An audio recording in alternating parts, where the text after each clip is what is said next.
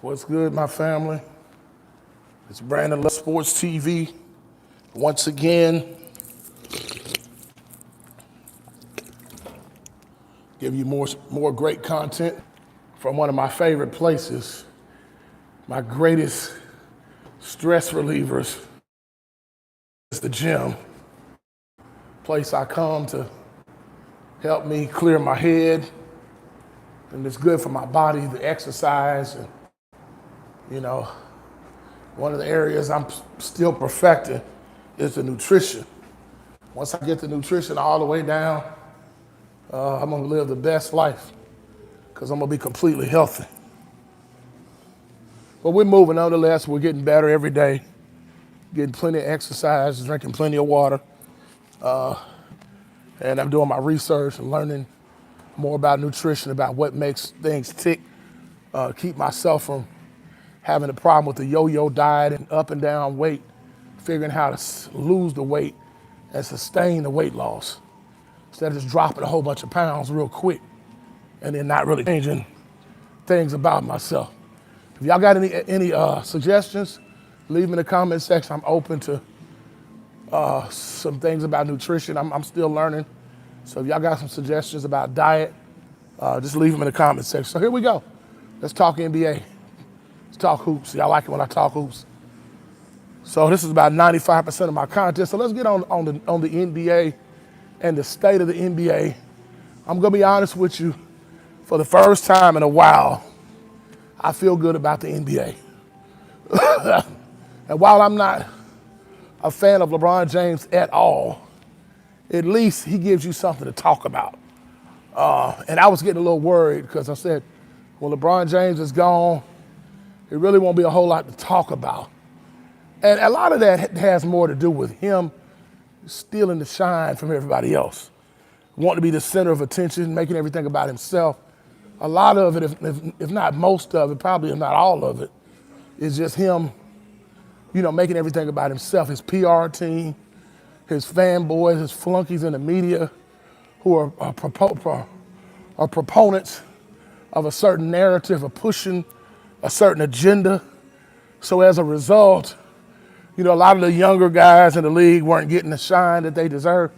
Now we got a whole new generation of guys like Anthony Edwards and Jaylen Brown, Jason Tatum to a lesser degree, but still, he's relevant. He's a champion, These guys is like, look, we're going to take it.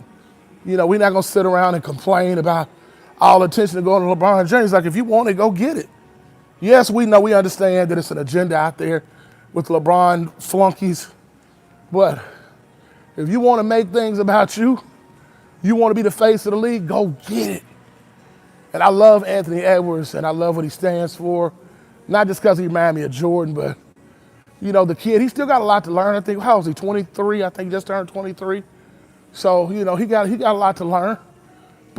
And I knew he wasn't going to win no championship because I knew he wasn't quite ready. But for him to get this deep in the playoffs and have his team ready, Karl Anthony Towns, who doesn't get as much credit as he deserves for being there as a veteran who's still young, still in his 20s, 27, 28 years old, and those dogs, as long as they got to keep that team together. Don't let another team come in, and don't be stingy with your cap room. Re-sign all the guys as necessary to be signed. And I see some years of the Minnesota Timberwolves if they play their cards right. But, so I'm looking at these guys who, they want it, they hungry. I'm a little disappointed with Ja Morant and Zion Williamson, to be honest with you, because these guys are still so young, 24, 25 years old, who could very easily be in the conversations, being some of the top dogs as a part of this new breed that's coming into the league. But these guys either can't stay out of trouble or can't stay out of the donut shops. And I get it, I understand. I got a weight problem too. I'm morbidly obese, I'm over 300 pounds. So I get, food addiction, I understand that it's a challenging thing, but when you're getting paid millions of dollars, I guarantee you, if somebody told me they're gonna pay me $25 million, shoot, if I gotta go get gastric bypass surgery or do whatever I got to do to get this weight off me, you best believe I'm gonna do it. because I have more motivation besides just life and being there for my grandkids. Like, shoot, if I get millions of dollars, I can invest in that, buy properties, put away money for my grandson's college and, get some land and some property for my children. Shoot, white people do it all the time. Hey, I leave an inheritance for my children's children. So, you best believe I'm gonna get this weight off. Shoot, I lose 100 pounds in 3 months. Somebody tell me they're gonna give me $25 million. So I'm like, these guys are getting paid hundreds of millions. How much does Zion Williamson get paid? That last contract, what, 200 million?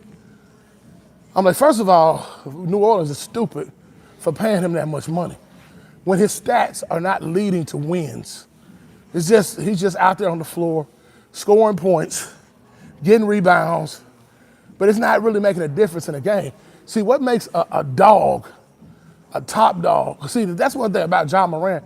At least Ja Morant was wins and losses. When he was there, he was leading his team to wins. He just couldn't stay out of trouble. Quit playing with guns and smoking weed and being stupid. But Zion is just a guy who goes out there and scores a lot of points. It's not really, it's like what LeBron James is at this point in his career. He's just running up and down the floor, scoring 30 points, 25 measly points that don't add up to don't mean nothing. It's like my brother Sports and Fitness Rants so eloquently puts it, LeBron James is just about the stats. At this stage of his career, he's not about wins. He's about trying to do everything he can to get the head up on Michael Jordan, to get one up on Michael Jordan. It's stupid. It's dumb. Like, my point is, if you can't help your team win, what's the point of being out there on the floor? You know what I'm saying? I guess it's just the way I'm cut differently. I like to win. I don't like losing. That's why I respect guys like Kobe Bryant. Guys like Larry Bird, guys like Michael Jordan. Go out there, they want to win. They don't want to be out there just putting up stats. If your purpose of playing the game of basketball or any sport is not winning championships, it's time for you to retire. That's just the truth. Man, nobody want to be out there, man, and especially show your employer that much respect to do your job right. If you're getting paid, they know you, like LeBron James, know he's getting hundreds of millions of dollars to win championships, not just score 25 points and to be the all-time leading scorer and rebounder and all that other stuff, all those assists and all the other dumb stuff he's trying to do now to get himself in a GOAT conversation when almost all his championships have asterisks by him. That's not fair to the team. What LeBron James should do is do the honorable thing. You know what? I'm gonna go back to Cleveland. I'm gonna do a farewell tour. I'm 40 years old. I'm in year 22. I'm gonna retire. And go take the league minimum and go out there and just play basketball just for fun. And these people, man, they paying you hundreds of millions of dollars to go out there and do nothing. So back to my point, that's why guys like Zion Williamson, and it may have something to do with his conditioning too. That may have a lot to do with it. But he just putting up empty stats. Jason Tatum and Jaylen Brown, them guys are going out there winning. Anthony Edwards is going out there winning. This new generation of these players, they're going Drew Holiday, these guys, they're going out there and winning games. And, even Giannis, I'm a little disappointed with how Giannis is moving right now. But at least his team is, they had some injury issues and some other things, but at least Giannis, his team is a threat every year. The Lakers are not a threat. We're the laughing stock of the league. New Orleans, what's crazy about New Orleans is actually a good team, but they're not winning because of Zion Williamson. When they win, So I'm just like, man, I think the NBA is in a good position now. I think there's a lot of talent out there that really, really are moving the needle. And it's making fun for me to watch. When I was a kid growing up, I used to love watching the league. Like, I couldn't wait to get home. That's probably the next video I talk about. I think I'm gonna talk about I'm gonna talk about the NBA when I was growing up. That's my next video. When I get out the sauna, I'm gonna do another video. That'd be a fun, exciting video. I'm gonna talk about my experiences growing up, watching the NBA. I couldn't wait to get home to watch Michael Jordan and them boys do their thing. And then I turn on college basketball, I see guys like Larry Johnson, the Fab Five, God rest his soul, Hank Gathers, so I'm telling my age now. Guys like that. Dikembe Mutombo, when he was blocking everybody's shot from here to Afghanistan. You know, these guys were going out there, they were competing, man. Then when they got to the league, you know, the NBA to me was good all the way up through like 2000. Honestly, when LeBron James got in the league, that's when the NBA started getting soft. You know, you still have some good players during that time, you know. Of course, I love Allen Iverson, you know, the early 2000s when the Lakers were still winning championships. But to be honest with you, when LeBron, after Kobe won that third championship in '02, that's when the LeBron James era started. Soft. Because when LeBron James came in the league, there was an agenda to make him the quote-unquote next Michael Jordan. Because Jordan had retired, he came back with the Wizards. He was just getting cardio. But, you know, he came back, you know, just because he was bored and wanted to do something. You know, and that's what was happening. You know, the LeBron James era started because they were trying to perpetuate. You know, David Stern, I hold him a little bit responsible for that too, because he was one of the main proponents of that, pushing this LeBron James thing. That we got the new Michael Jordan, because they felt like the league felt like they couldn't go on without another Mike.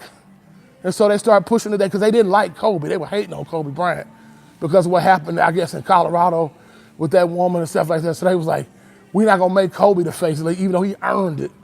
We're going to give it to LeBron James and make you all believe that this guy, and hype him up to be something that he'll never live up to. Now, did he accomplish more? Was he an overachiever? Yes. Great story. Yes, he did live up to the hype as far as stats, points, you know, fun to watch on TV. When it came down to wins and losses, winning championships, man, nobody feared LeBron James like they feared Michael Jordan, them guys, man. They did. That's just the truth. I said this a lot on my channel. And I'm going to keep saying it to y'all. Look, nobody was afraid of LeBron James. Nobody's afraid of him. See, that's just the truth. MJ, man, he put the fear of God in you. When you knew you had to play the Chicago Bulls, you better have your act together. If you don't have it, you're going to pay for it, man. You better come with your A game, your A+ game. But I'm going to talk about that more in my next video when I talk about my NBA growing up. That's going to be my next video. Y'all stay tuned. I'm going to get in the sauna. When I get out, we're going to talk about that. All right, y'all. Brandon Love Sports TV. It's your boy. Shout out to the LDBC Lions Den basketball community. I will be back. Peace.